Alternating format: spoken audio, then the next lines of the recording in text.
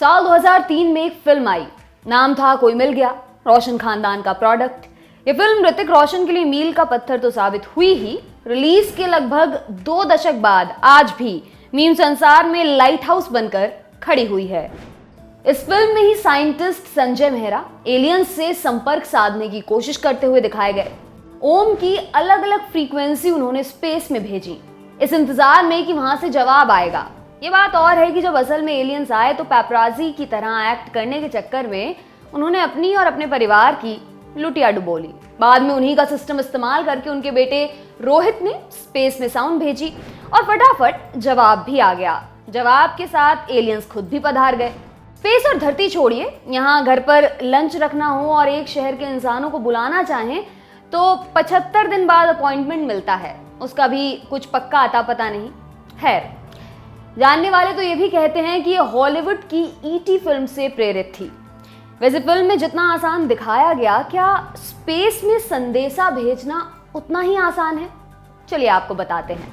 19वीं सदी में एक खगोलविद हुए थे, मूल रूप से ऑस्ट्रिया के, नाम था जोसेफ जोहन वॉन लिट्रो। अंतरिक्ष पर उन्होंने खूब पढ़ा लिखा। पढ़ने को मिलता है कि इन्होंने तजवीज़ की थी कि सहारा रेगिस्तान में एक गोल नहर खोदी जाए, उसमें केरोसिन डालकर आग लगा दी जाए। लॉजिक इसके पीछे ये कि इतने बड़े गोले में आग लगेगी तो अंतरिक्ष से दिखेगी तो अगर वहां कोई होगा तो उसे समझ आ जाएगा कि इस गोले पर कोई तो रहता है। खैर, ऐसा हुआ नहीं, और ये बात भी पक्के तौर पर उन्होंने कही ही हो, इसका कोई ठोस सबूत भी नहीं मिलता है। लेकिन चांद पर लिट्रो साहब के नाम का एक क्रेटर जरूर है।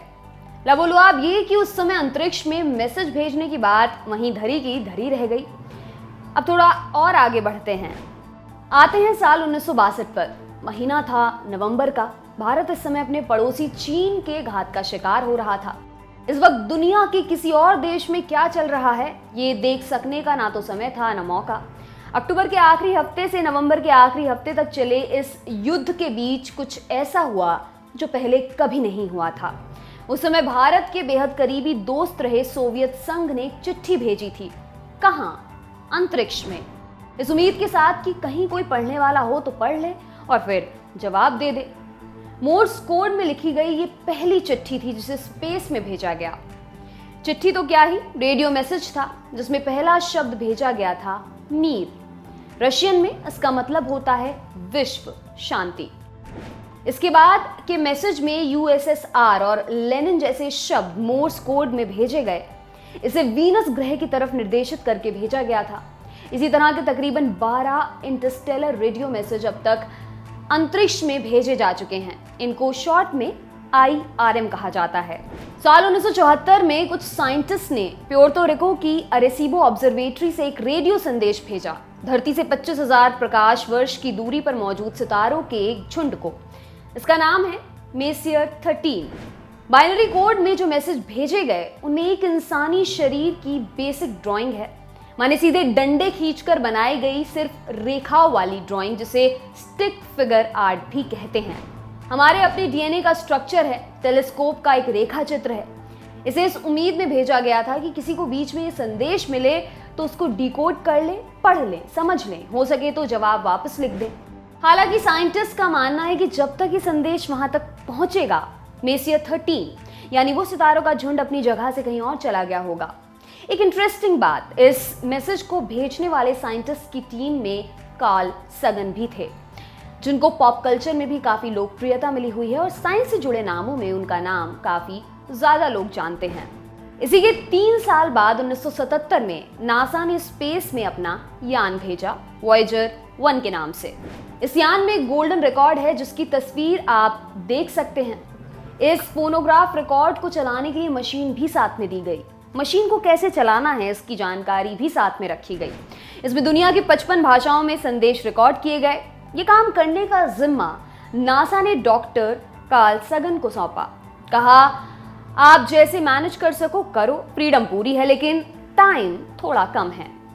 इससे हमें ये सीखने को मिलता है कि बॉस लोगों के डायलॉग टाइम और स्पेस से परे की चीज है, कल भी थे, आज भी हैं और कल भी रहेंगे।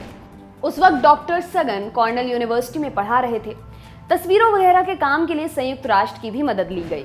रिकॉर्डिंग में शामिल भाषाओं में से कुछ हैं अरबी, हिंदी, गुजराती, अंग्रेजी, बांग्ला, कन्नड़ा, मराठी, नेपाली, उड़िया, पंजाबी, मारवाड़ी, तेलुगु, उर्दू, तुर्की, सुमेरियन, स्पेनिश और सिंगली।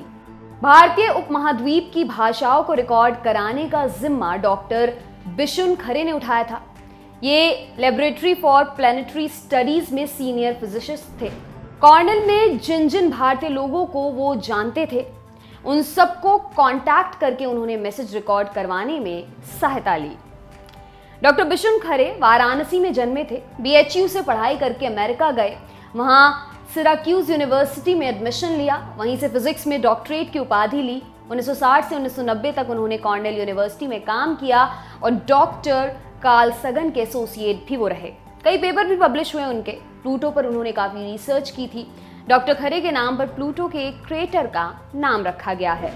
अंग्रेजी में जो संदेश वॉयेजर 1 के साथ भेजा गया, फोनोग्राफ में वो कहता है, hello from the children of planet earth. Hindi में संदेश है, धरती के वासियों की ओर से नमस्कार। पंजाबी का संदेश है, आओ जी, जी आया नू।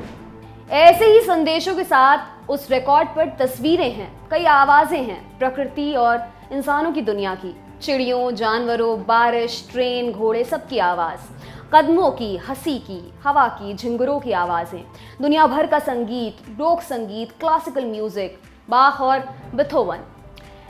भारत से संगीत गया राग भैरवी में जात कहाँ हो, गाने वाली थी सुश्री केसरबाई केरकर। 3.5 मिनट का संगीत उस रिकॉर्ड पर मौजूद है। इस रिकॉर्ड की एक कॉपी वॉयेजर 2 पर भी है। इतने सारे संदेशों के जाने के बाद क्या कुछ वापस आने की उम्मीद है, संभावना है? लाइफ साइंस को दिए एक इंटरव्यू में शेरी वेल्स जेनसन कहती हैं कि ऐसा होने के चांसेस शून्य हैं। वेल्स जेनसन भाषाविद हैं और एलियन इंटेलिजेंस में स्पेशलाइज करती हैं। उनका कहना है, ये संदेश भेजने का प्रयास एक कविता के जैसा सुंदर और बहादुर था और ये हमारे सबसे बेस्ट रूप को रिप्रेजेंट करता है। भले ही असल संवाद करने के लिए ये एकदम ही पॉइंटलेस क्यों ना हो, पर सब कुछ पॉइंटलेस हो ऐसा भी नहीं है। हम उनकी खोज में हैं, वो क्यों ना हमारी खोज में होंगे। हमने जो सबसे ज़रूरी बात कहनी थी वो कह दी कि हम एग्जिस्ट करते हैं। वो ज्ञानी बाबा कह गए हैं ना, what you seek is seeking you. शायद लौटेगा कभी कोई संदेश, इस जन्म में ना सही, शायद किसी और जन्म में। आपके लिए ये तमाम जानकारी लाई हैं हमारी साथी प्रेरणा। मेरा नाम है दिव्यांशी। देखते रहिए दी लल्लन टॉप। शुक्रिया।